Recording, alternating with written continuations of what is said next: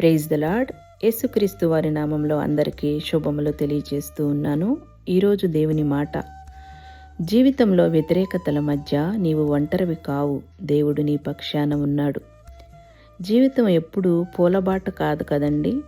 మన మంచితనాన్ని తప్పుగా అర్థం చేసుకునేవారు ఉంటారు, మన ఎదుగుదలను చూసి ఇష్టపడని వారుంటారు, మన విశ్వాసాన్ని పరీక్షించే పరిస్థితులు వస్తాయి.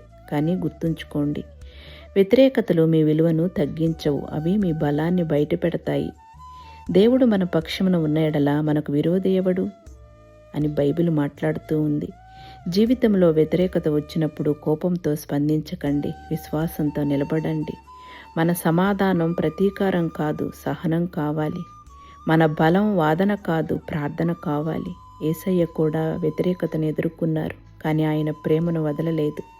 అందుకే ఆయన విజయం శాశ్వతమైంది. ఈరోజు మీరు ఎదుర్కొంటున్న వ్యతిరేకత మీ ఓటమి కాదు, దేవుడు మీలో పనిచేస్తున్న సంకేతం. ఇదే మన దేవుని మాట. చిన్న ప్రార్థన చేసుకుందాము. ప్రభువా, జీవితంలోని వ్యతిరేకతల మధ్య ధైర్యంగా నిలబడే హృదయాన్ని మాకు దయచేయండి. కోపంతో కాకుండా ప్రేమతో, భయంతో కాకుండా విశ్వాసంతో స్పందించినట్లు మమ్మల్ని నడిపించండి. మీరు మా పక్షాన ఉన్నారని ఎప్పుడూ గుర్తించుకునే ధైర్యాన్ని మాకు ఇవ్వమని యేసు నామములో ప్రార్థించుచూ ఉన్నాము. ఆమేన్.